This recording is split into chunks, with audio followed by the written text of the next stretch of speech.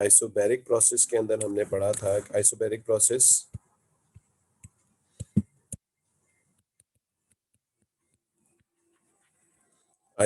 Process में जो है वो प्रेशर आपके पास जो है कांस्टेंट होता है, और ये किस लॉ को फॉलो कर रहा होता है? चार्ल्स लॉ को फॉलो कर रहा होता है।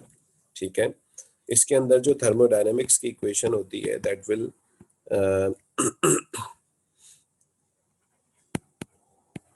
ठीक है, ये हमारे पास थर्मोडायनेमिक्स की जो इक्वेशन होती है डेल्टा यू होता है work done plus heat energy.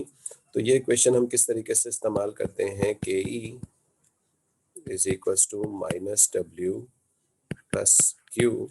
तो क्यू हमारे पास किसके बराबर हो जाता है? के ई प्लस डब्ल्यू के। ठीक है जी।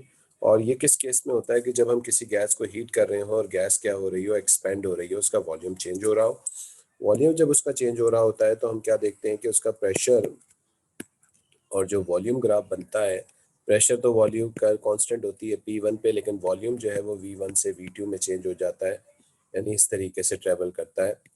और ये जो इसका एरिया होता है, ये जो एरिया है that area is equals to work done. This is work done by the gas. Expansion में work done by the gas होता है और कंप्रेशन के अंदर work done on the gas होता है। ठीक है जी। So this is isobaric process. आज की क्लास के अंदर हम लोग इसको आगे पढ़ेंगे, दैट इज आइसोकोरिक प्रोसेस की तरफ चलेंगे। ठीक है,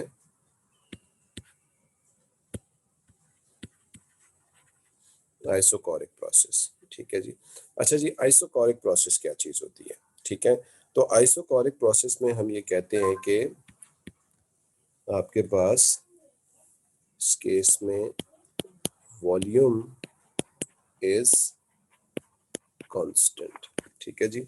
आइसोकोरिक प्रोसेस के अंदर आपके पास वॉल्यूम जो है वो सिस्टम का क्या रहेगा? कांस्टेंट रहेगा। ठीक है, आइसोकोरिक प्रोसेस के अंदर वॉल्यूम कांस्टेंट रहेगा और ये किस लॉ को फॉलो करता है? This follows the pressure law. Pressure law आपको क्या कहता है?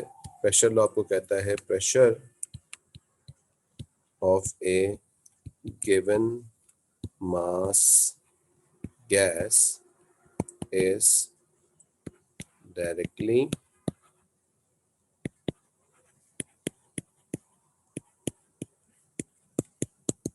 proportional to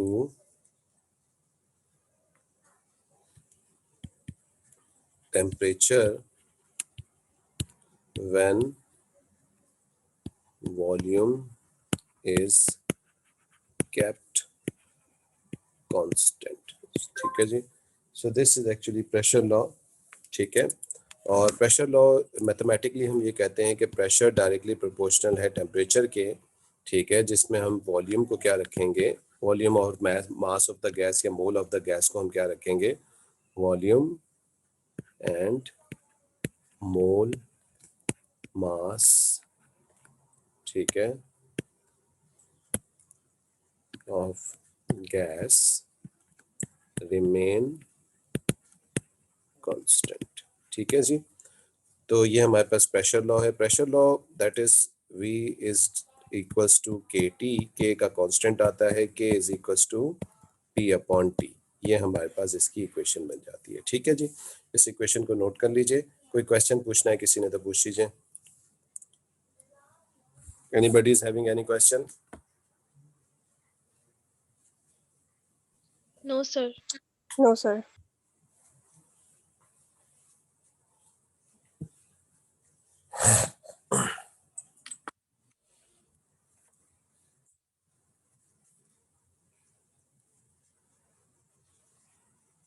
कॉपी कर लें इसको।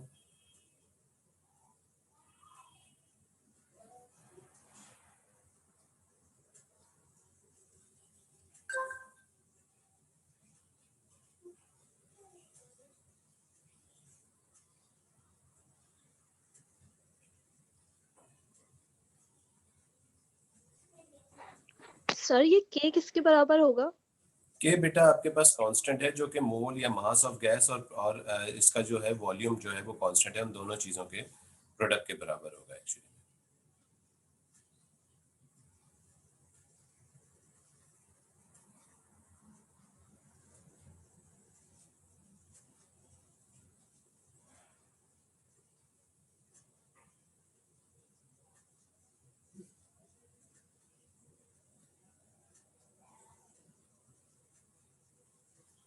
और कोई क्वेश्चन पूछना है किसी ने?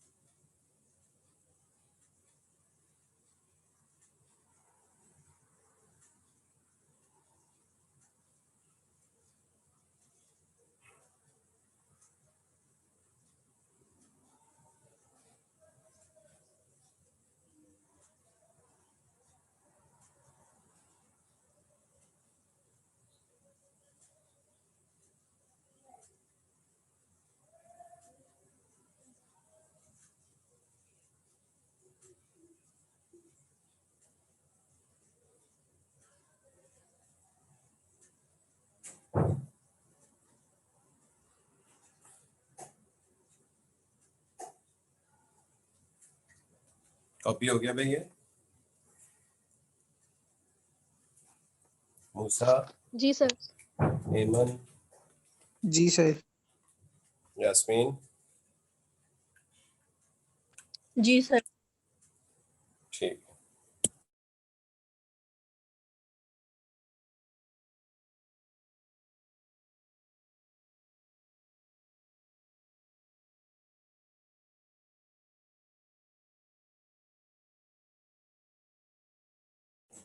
So this is isochoric process. Isochoric process में हमने कहा कि volume of a given mass gas is inversely directly proportional to temperature जब हम constant रखेंगे उसके volume को, ठीक है जी। इसको जरा सा हम मैथमेटिकली भी समझते हैं क्या कह रहे हैं इसके अंदर। हमारे पास होता ये कि हमने एक कंटेनर लिया,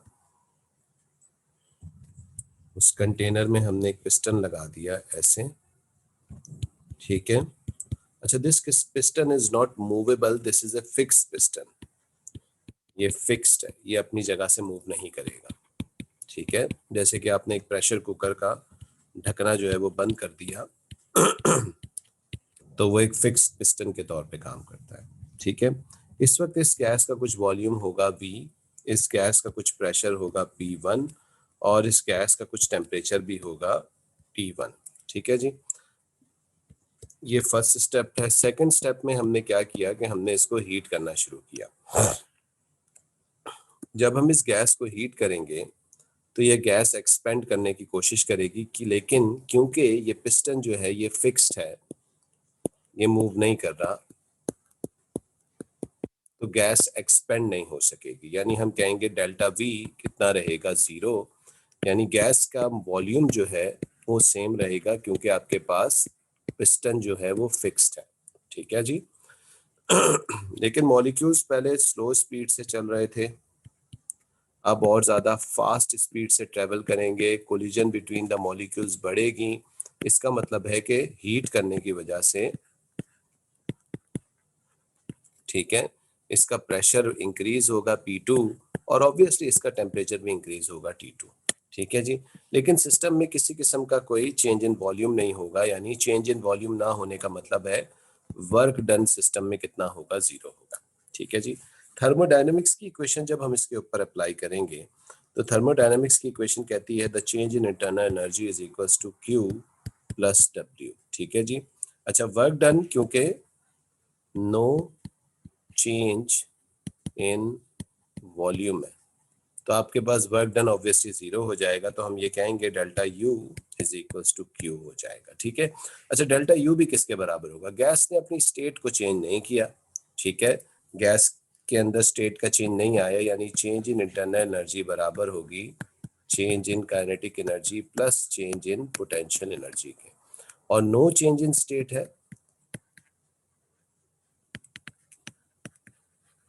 तो हम ये कहेंगे डेल्टा पीई भी कितना हो जाएगा, 0 हो जाएगा।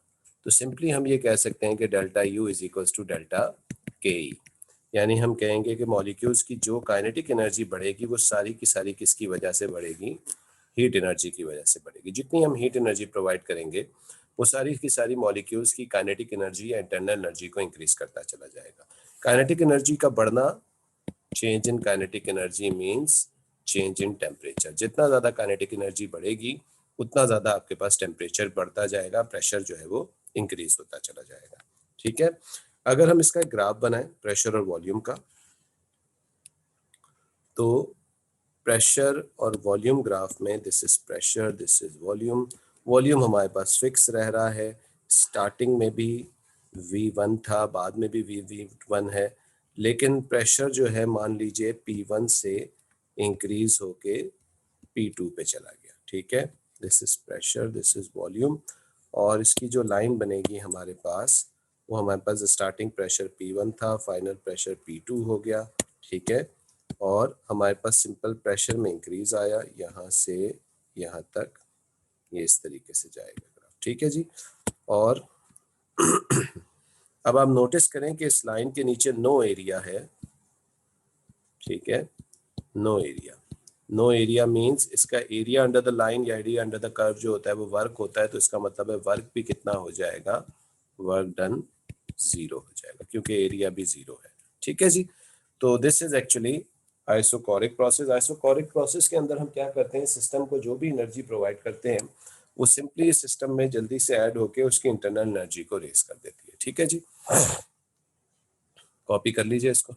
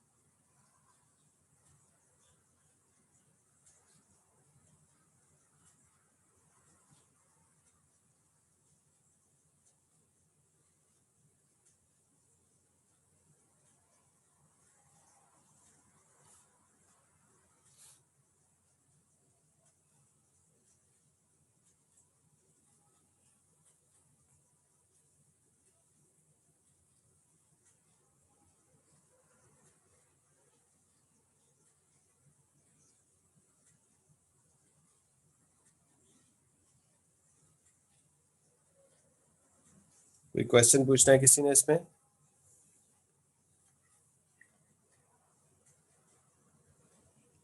No sir.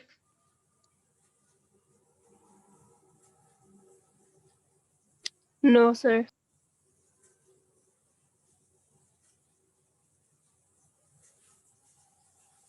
Moosa, no sir.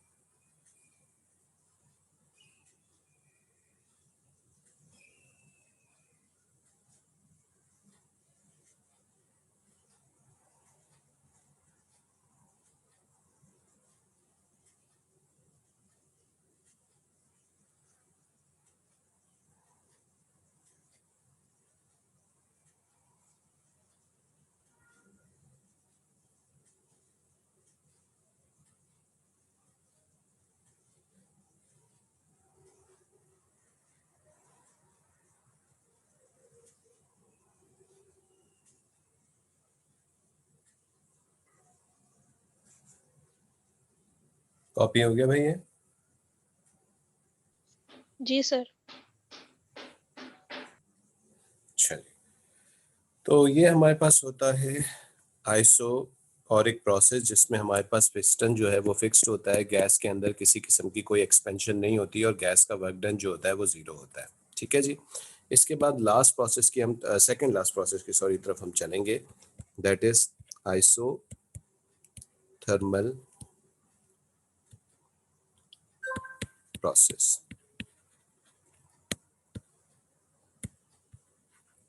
Isothermal process में आइसोथर्मल मीन्स हम इसमें सिंपल है कि temperature of system remains constant. हमारे पास सिस्टम का टेम्परेचर जो है वो क्या रहेगा, कांस्टेंट रहेगा। ऑब्वियस सी बात है कि हम इसमें हीट एनर्जी प्रोवाइड करेंगे सिस्टम में, लेकिन हम क्या कर रहे होंगे कि टेम्परेचर को चेंज होने नहीं देंगे। ठीक है जी, यानी सिस्टम का टेम्परेचर क्या रहेगा, रिमेन सेम रहेगा।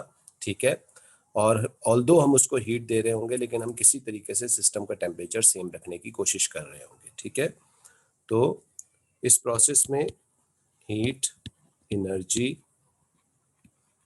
Given to system but temperature is kept constant। Temperature को कांस्टेंट रखा जाएगा। अच्छा भाई, तभी ऐसा कौन सा गैस लॉ है जिसमें टेम्परेचर कांस्टेंट होता है, तो वो लॉ होता है बॉयल्स लॉ। बॉयल्स लॉ आपको ये कहता है कि volume of a given mass gas is inversely proportional to pressure when temperature is kept constant। ठीक है जी, डेफिनेशन नोट कर लीजिएगा। Volume of a given mass gas is inversely proportional to volume of a given mass gas is inversely proportional to pressure when temperature is kept constant। ठीक है,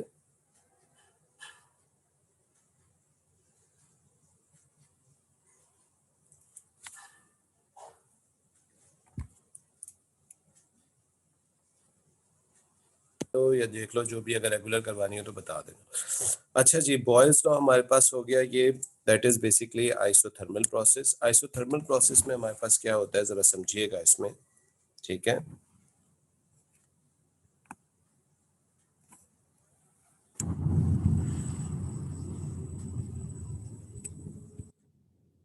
isothermal process में हमारे पास एक piston है जो कि मूवेबल है।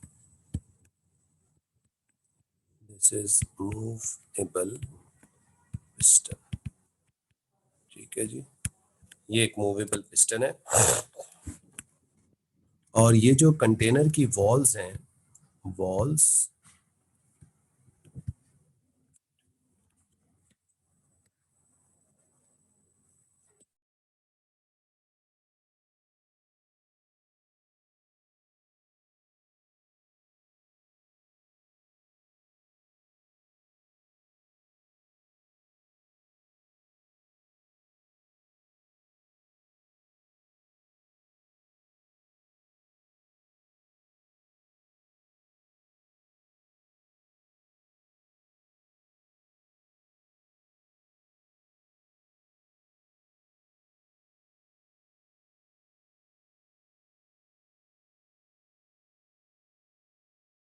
जी, मूवेबल पिस्टन है और walls of container is conducting.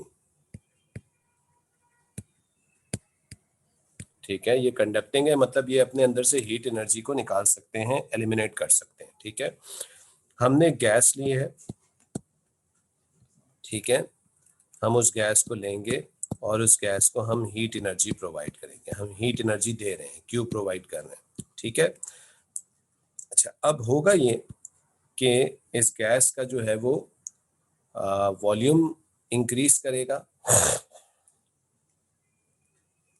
ठीक है जी, हम हीट प्रोवाइड करेंगे तो इसका वॉल्यूम इंक्रीज करेगा। ठीक है, और उसके अलावा इसका प्रेशर जो है उसके अंदर भी क्या आएगा, चेंजेस आएंगे। प्रेशर भी हमारे पास क्या होता जाएगा, चेंज होता जाएगा, इंक्रीज होता जाएगा। ठीक है जी। तो इसको ग्राफिकली फॉर्म में हम कैसे रिप्रेजेंट करते हैं,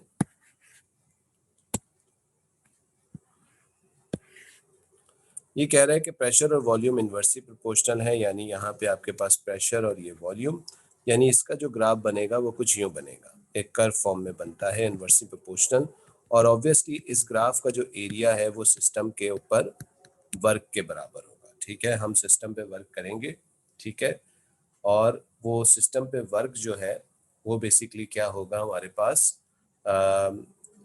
क्या तो इसको स्क्वाश कर देगा, या हम इस तरह भी कह सकते हैं कि आपके पास गैस का वॉल्यूम इंक्रीज हो रहा है तो उसका प्रेशर क्या होता जा रहा होगा, डिक्रीज होता जा रहा होगा। ठीक है, और this can also be done by heating, heat करने से हम उसको, उसका वॉल्यूम इंक्रीज कर रहे होंगे और प्रेशर क्या होता जा रहा होगा, उसका डिक्रीज होता चला जा रहा होगा। ठीक है जी, तो इस तरीके से हमारे पास ये एक सिस्टम बनेगा।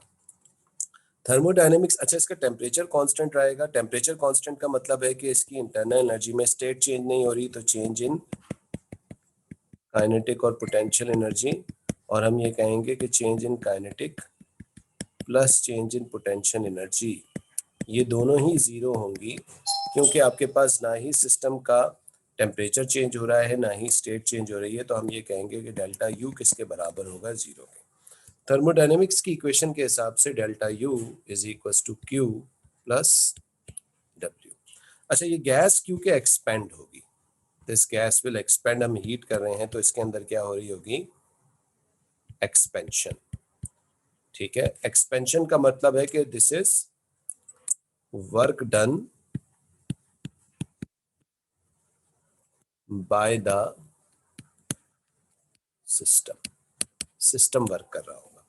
अच्छा, work done by the system को हमेशा माइनस लिया जाता है, डेल्टा यू तो जीरो हो जाएगा, क्यू जो हम हीट एनर्जी प्रोवाइड कर रहे हैं माइनस डब्ल्यू, तो क्यू सिंपली किसके बराबर हो जाएगा, डब्ल्यू के। यानी इस केस में हम ये कंसिडरेशन कर रहे होते हैं कि हम सिस्टम को जितनी भी हीट एनर्जी प्रोवाइड कर रहे हैं, ठीक है, जितनी भी हम हीट एनर्जी प्रोवाइड कर रहे हैं उतना ज़्यादा वो सिस्टम वर्क करता जाता है और वो इंटरनल एनर्जी में कुछ भी एनर्जी को चेंज नहीं करता। ठीक है जी, इसको भी कॉपी कर लीजिए। This is isothermal process. ये प्रोसेस नॉर्मली गाड़ियों के इंजन में हमें दिखता है, जिसमें हम गाड़ी को जो है इंजन में पेट्रोल को जला के हीट एनर्जी प्रोवाइड करते हैं सिस्टम को। रेडिएटर के थ्रू हम गाड़ी से हीट एनर्जी को एलिमिनेट करते जाते हैं और हम टेम्परेचर गाड़ी का कांस्टेंट रखने की कोशिश करते हैं। और हम ये कंसिडर कर रहे होते हैं कि हमने जितनी भी एनर्जी प्रोवाइड की है सिस्टम को, वो सारी की सारी एनर्जी किस में कन्वर्ट होती जा रही है, वर्क के अंदर कन्वर्ट होती जा रही है। ठीक है जी, कोई क्वेश्चन पूछना है तो इसमें भी पूछ लीजिए। सर ये एनर्जी और वर्क डन माइनस क्यों हो रहे हैं? बेटा एनर्जी और वर्क डन माइनस क्यों हो रहे हैं, देखो इंटरनल एनर्जी में तो कोई चेंज नहीं आ रहा, क्योंकि ना ही टेम्परेचर चेंज हो रहा है ना ही पोटेंशियल एनर्जी स्टेट चेंज हो रही है। क्यू हमारे पास जो हमने हीट एनर्जी प्रोवाइड की वो, इसलिए वो मैंने प्लस किया है सिस्टम में।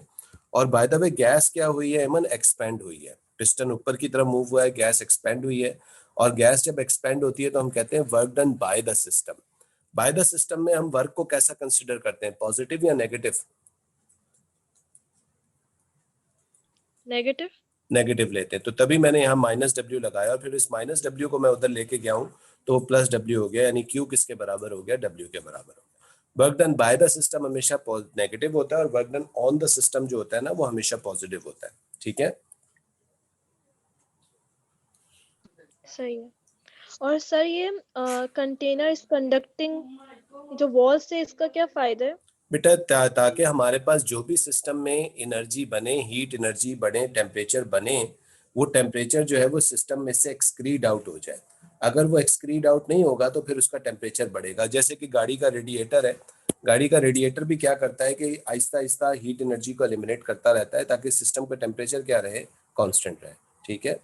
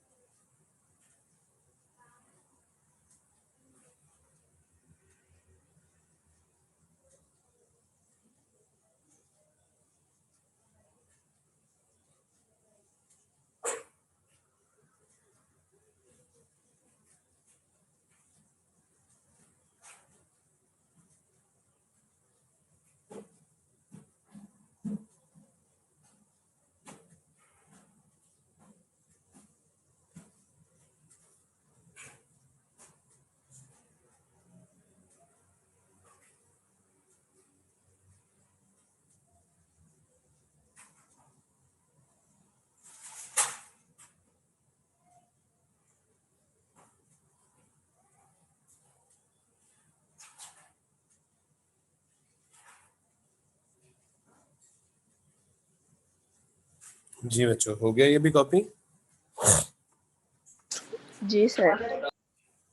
मूसा हो गया कॉपी? एमन? जी सर। जी सर हो गया। ठीक है। अच्छा, आज मैं यहीं पे रोक रहा हूँ इसको, और लास्ट जो प्रोसेस रह गया है that is adiabatic process. Adiabatic process को फिर मैं अब कल नहीं बल्कि सॉरी ट्यूसडे को जब क्लास होगी उसके अंदर डिस्कस करूंगा। ठीक है, और ये हमारा फर्स्ट चैप्टर जो है थर्मल फिजिक्स का, ये पूरा खत्म हो जाएगा थर्मोडायनेमिक्स। ठीक है जी, तो आज यहीं पे हम रोकते हैं। ठीक है, और लास्ट प्रोसेस जो है एडियाबैटिक, क्योंकि वो अच्छा खासा इंपॉर्टेंट टॉपिक भी है, मैं चाह रहा हूँ कि सब उस क्लास में भी हों, तो फिर मैं उसका प्रोसेस को ट्यूसडे वाली क्लास में डिस्कस करूँगा। ठीक है भाई, चलें, ओके भाई, अल्लाह हाफिज़।